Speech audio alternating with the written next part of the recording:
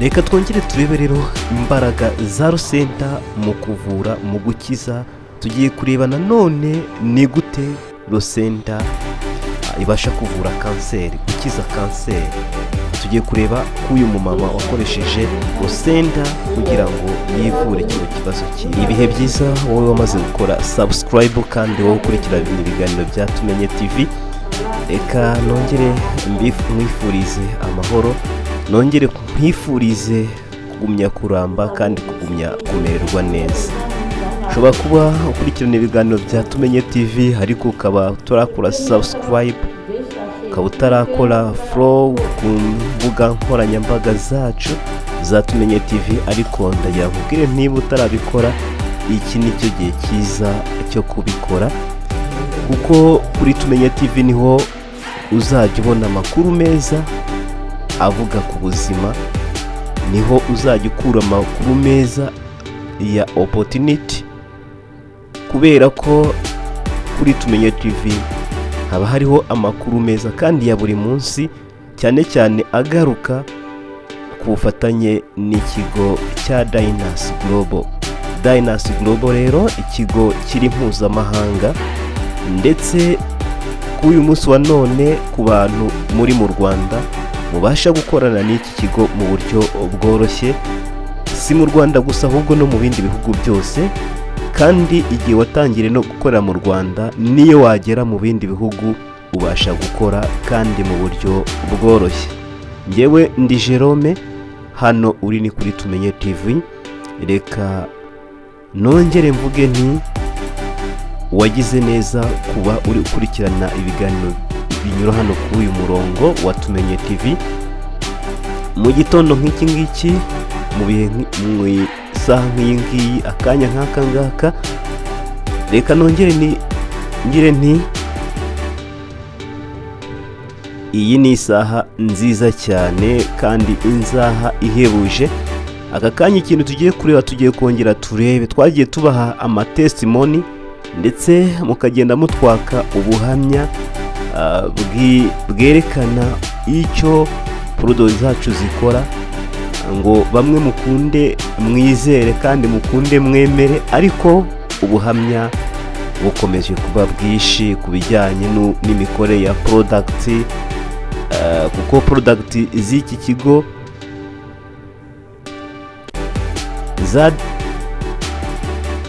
za Dynas ziri gukora kandi zigasa nkaho zikoze ibitangaza. Ibi ntabwo ushobora kubyumva, ariko kuba zikoresha ku bijyanye n'uburyo zigenda zikora ubuzima bw'abantu mu gukiza indwara za non-communicable diseases, ni ikintu kigaragara cyane. Aka kanya ndagira ngo nongere tugaruke kuri product ya Rosenta. Rosenta twagiye tuyivugaho byinshi, ariko uyu munsi turaza kwibanda ku kintu kimwe, ku mikorere ya Rosenta mu kuvura kanseri. Ese Rosenta koko iri powerful cyangwa se ifite imbaraga zo kuvura kanseri? Uno munsi tugiye kureba testimony, ndetse muri screen yawe uri kubona ifoto igaragara, ndetse y'umubyeyi, umumama ufite ikibazo cya kanseri y'ibere. Ibere ryamaze kuvaho kuko kino gice cy'inyuma cyamaze koboka. Tugiye kureba rero ese byagenze gute igihe bafataga ifu agafu ka Rosenta bakamuminjiriramo, byaje kugenda gute? Unyemerere mpureyinge cyangwa se fungure iyi video cyangwa se aka kavideo gatoya ugakurikire, maze urebe uko byaje kugenda igihe umubyeyi yakoreshaga iyi Rosenta product, Dynas Rosenta produit ya Dynas Global. Reka mfungure rero maze ukurikire urebe.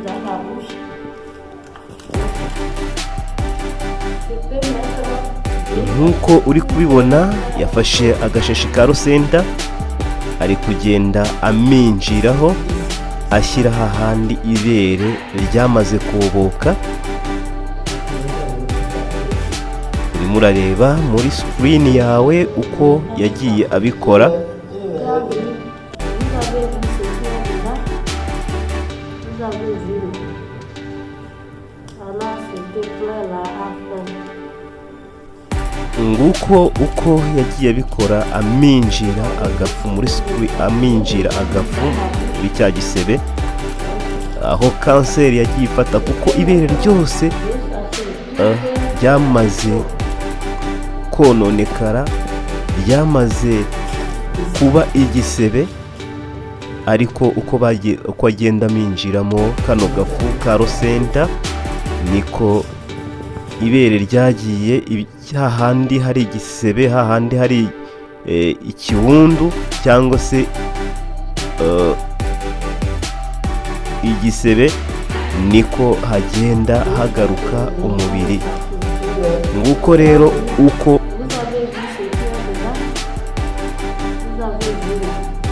tumaze kureba uko amamaze kuminjiramo agafu uko byaje kugenda.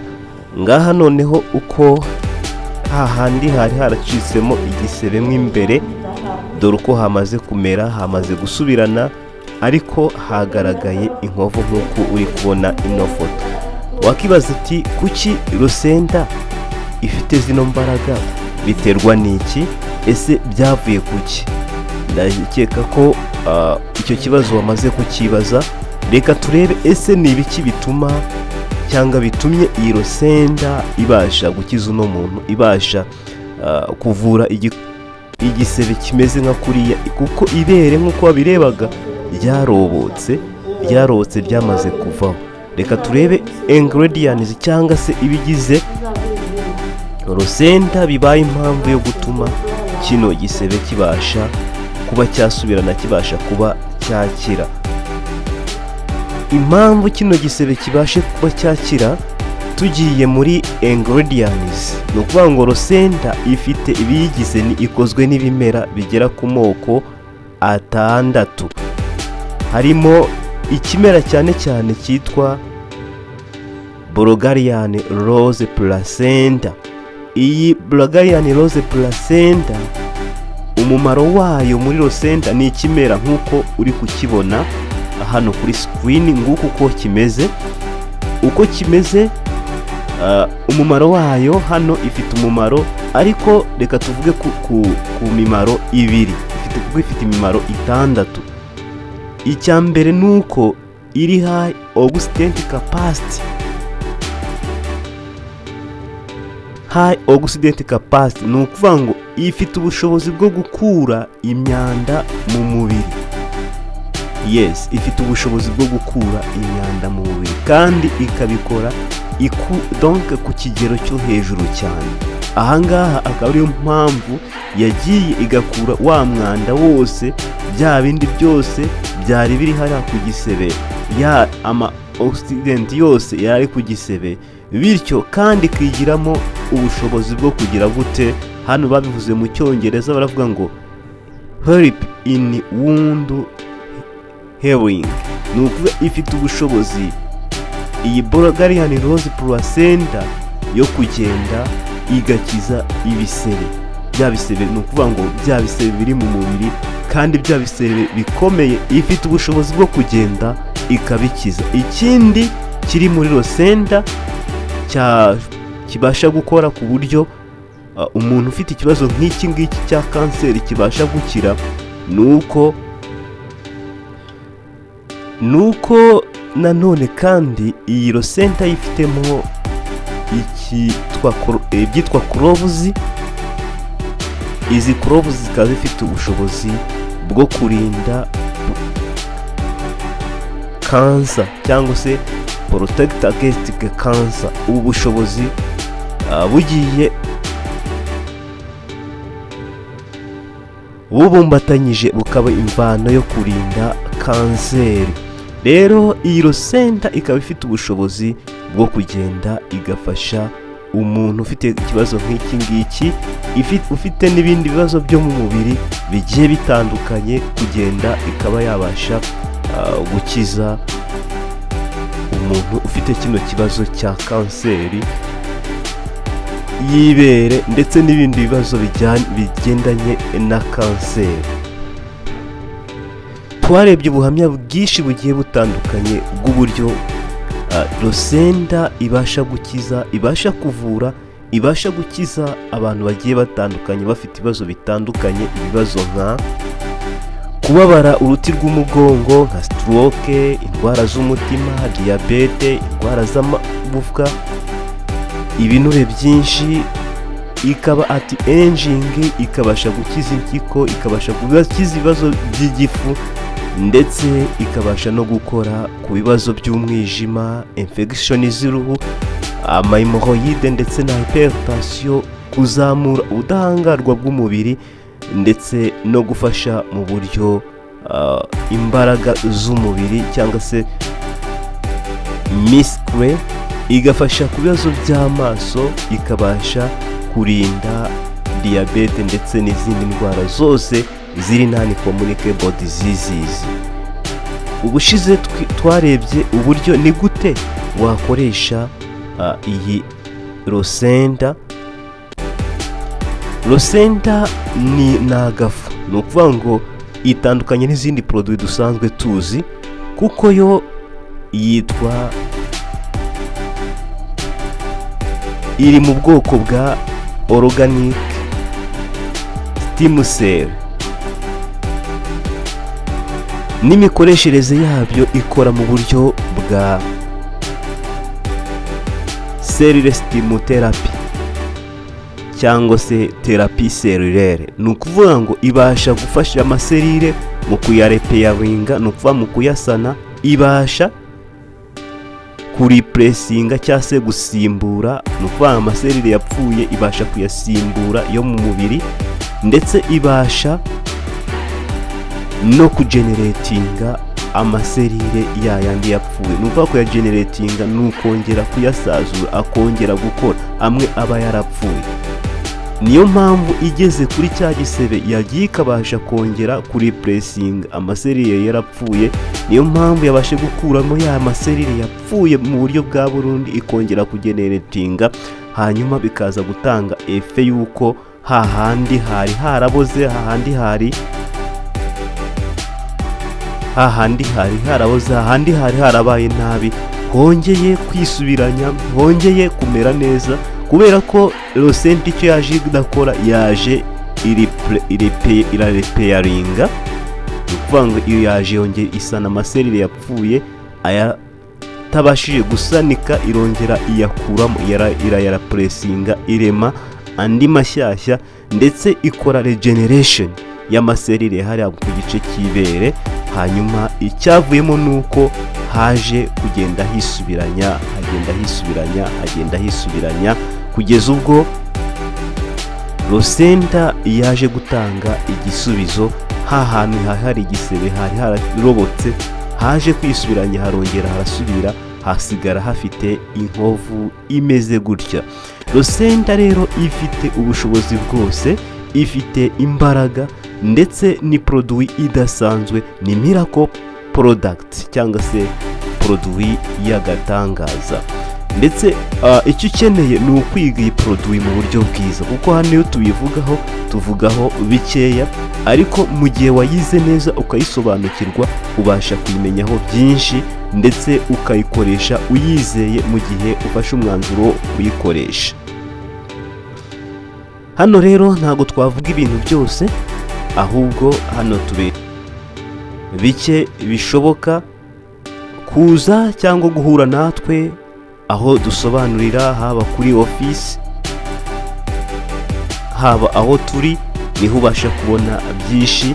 Uduhamagaye ubasha kubona byinshi kuri nimero yacu ya 0781101934.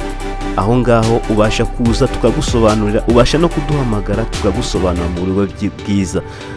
Nta gushidikanya ko wabonye byinshi kandi by'ingenzi by'umumaro byagufasha gufasha umuntu wawe ufite ikibazo cya kanseri y'ibere, byagufasha gufasha umuntu wawe ufite ikibazo cya kanseri iyo ari yo yose, kugira ngo rosenda ibashe kuba yamugirira umumaro.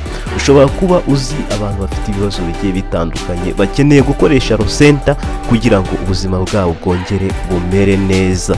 Ukeneye gukoresha rosenda nawe mu gihe ufite kibazo kugira ngo ubuzima bwawe bwongere kumera neza. Rero turahari cyane cyane hano kuri Tumenye TV kugira ngo tujye tukugezaho amakuru agiye atandukanye ndetse mu bihugu bigiye bitandukanye. Si ibyo gusa, ama opportunity agiye atandukanye cyane cyane agaruka ku iki kigo cya Dynasol Center. Ku uyu munsi wa none dufite amahirwe, dufite umugisha kuko tukaba tukifitiye cyemewe mu mategeko, cyemewe na leta, atari nka bya bindi biza ngo uno munsi ngo byafunze, uno munsi ngo byari amafaranga y'abantu, amafaranga y'abaturage. Ibyo bigo nabyo byagiye bicaho, byagiye bihari, ariko nagira ngo impungenge yuko Dynasol Global ari ikigo gihari, ndetse nuza ukareba ku byangombwa dufite, bifite garanti y'imyaka 5. Imyaka 5 yashira hakabaho kongera kuneveratinga amasezerano cyangwa se kongera agaciro k'amasezerano.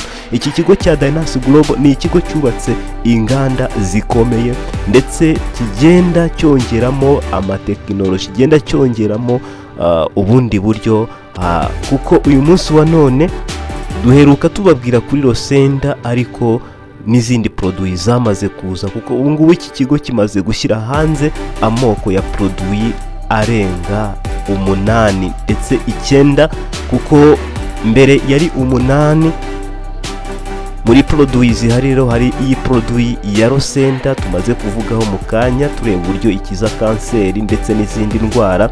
Ariko no munsi wa none ndagira nkubwire ko hari Abanisme, iyo nayo ni produit y'agatangaza mu kugabanura ibinuri. Ndagira nkubwire ko hari Lift Max gukora ku bibazo by'ababyeyi, za nyababyeyi, kutabyara, kubura amavangingo. Izo ni produit ihari, iyo ni produit ihari.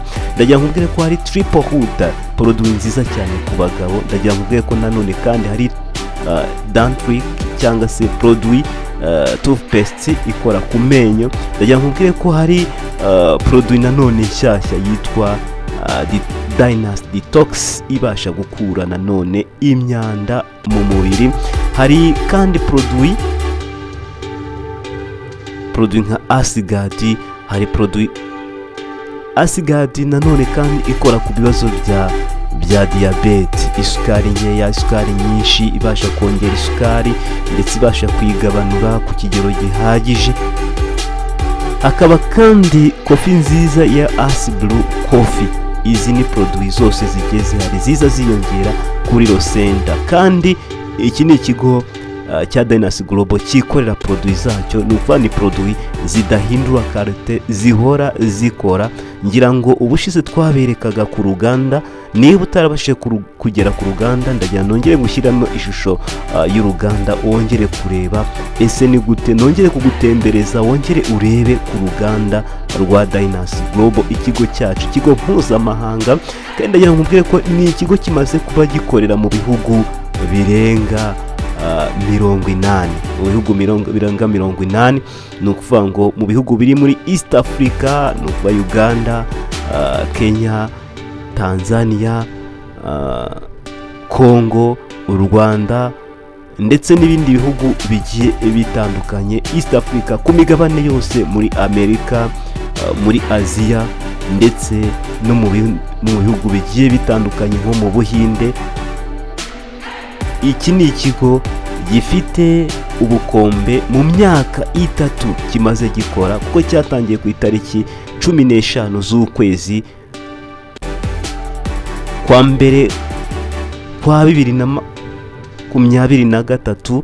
Iki kigo gikomeza kugenda gifasha abantu ndetse gikomeza kugenda gihabwa award zigiye zitandukanye. Iki ni ikigo cy'ubukombe, ni ikigo gikomeye, ni ikigo Imana yaduhaye binyuze muri CEO RT. Yes, CEO RT ni ukuvuga ngo ni ikigo mpuzamahanga gikomeye. CEO RT umugabo w'inararibonye, kongeraho Charles Chima, abagabo b'inararibonye nk'uko ubabona, n'abagabo bakoze akazi gakomeye cyane ko kuzanira challenge isi, kuzanira igisubizo mu isi, bakora iki kigo cya Dynasol Global kugira ngo kibashe gukiza abantu. indwara za non-communicable diseases nka kanseri nk'izi ngizi, kugira ngo nanone kandi cyongere guprovidinga cyangwa se gutanga opportunity ku batuye isi, ku banyarwanda. Rero abakiri gushidikanya, abari kiri kwibaza byinshi, iki ni ikigo kidaheje ku bantu, ku baganga, ni ikigo kidaheje ku bantu b'inzobere batandukanye, ni ikigo kidaheje ku bashomeri, ni ikigo kidaheje ku bantu bafite akazi, kuko iki kigo wagikora ukora n'ibindi, wakora nacyo ukora n'ibindi, ukora mu buryo bwa part time. Impamvu ni uko iki kigo gishaka abantu bafite inzozi, bari high dreamer, inzozi zabo kugira ngo zibe impamo, ni ukuvuga ngo inzozi zabo zibe transformed into reality, ni ukuvuga ngo giprovidinga opportunity cyangwa se amahirwe. Impamvu ni uko iki kigo gifite uburyo bwo gutanga akazi, kandi gifite uburyo bwo gutanga high commissions cyangwa se ku bantu basanzwe bazi akazi ko gukora ubukomisiyoneri cyangwa komisiyona bagahembwa amafaranga. Iki ni ikigo nanone mwabyaza umusaruro. Abanyarwanda dufite umugisha, nk'uko tuhora tuvuga ngo Imana yirirwa ahandi ariko igataha i Rwanda. Dufite umugisha yuko dufite kino kigo, kandi dufite umugisha yuko nanone tugiye kongera kwakira ba nyiri iki kigo, ba CORT ndetse na Charles Chima bagiye kuza mu Rwanda. Tugiye kuba tuganira nabo, tugiye kuba tubabaza ibanga bakoresheje ndetse byinshi mugiye kuba muhari mukabibaza. Ndatumira rero abantu batandukanye, abantu mubasha gukurikira bino biganiro binyura kuri Tumenye TV.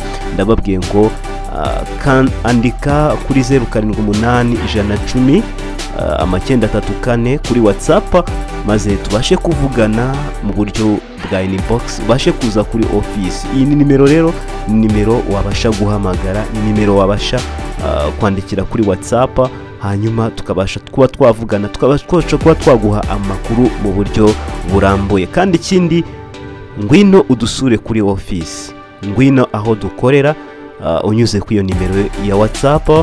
Nongere nyisubiremo 078110 ngwino tubashe kuganira, ngwino ubashe kudufasha utubaze byinshi, ngwino ubonane na MD w'ikigo cyangwa se manager, ngwino ubonane na abayobozi bagiye batandukanye, ngwino tuganire, twicare turebe, ndetse ngwino utware umuti ushyire abafite ibibazo bigiye bitandukanye.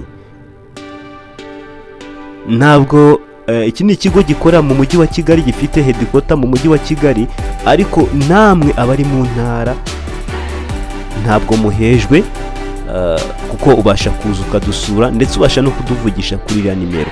Abari mu bindi bihugu namwe mudukurikiye, tubasha kubohereza kuri branche cyangwa se ku mashami cyangwa ku headquarter y'ibihugu murimo. Upfa kuba utwandikiye tukaganira, tukavugana, tukakubwira aho wasanga iki kigo bitewe n'aho uherereye.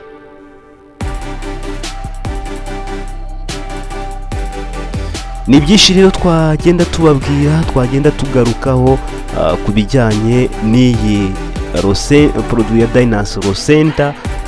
Twarebaga uburyo ikora kuri diabete, twarebye uburyo ibasha kuvura biba bibazo bigiye bitandukanye, abantu babasha gukira indwara za non-communicable diseases, imivuduko y'amaraso, amakanseri ndetse n'ibindi bigiye bitandukanye. Twarebye kandi ku mikoreshereze y'iyi Rosenta, uburyo bayikoresha, ni ukuvuga ngo nta gafu kabasha gushyirwa munsi y'ururimi, nuko kakayengera kagenda gafasha kuri ya maserire, gakora serire regeneration, gusana amaserire, kuyasana, kuyasimbura,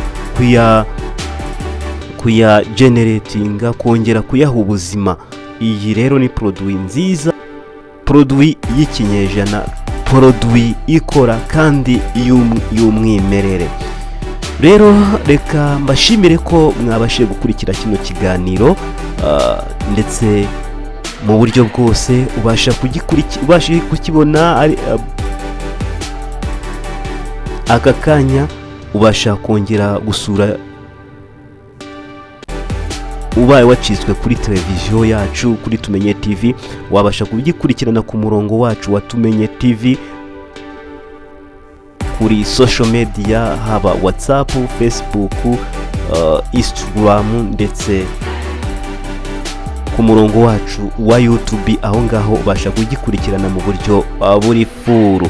Ngewe ndi Jerome, ndetse hano waruri ni kuri Tumenye TV. Ku mirongo yacu yose ubasha kudukurikirana. Waduhamagara kuri 0781109334, iyo ni nimero ubasha kuduhamagaraho, kandi kabana nimero ya WhatsApp. Ngaho ngwino udusure kuri office aho dukorera, ngwino ubonana na MD w'ikigo cya Dynasty Global, mubashe kugirana ibiganiro, ngwino tubashe kuba turi kumwe, maze wige byinshi bigiye bitandukanye. Ngwino ubashe kubona opportunity mu kigo cya Dynasty Global, maze ubuzima bwawe buhinduke, inzozi zawe z'ibintomo, your dreams transform into reality. Ndabakunda, nari Jerome, aha wari uri kuri Tumenye TV. Reka duhure ubutaha, see you next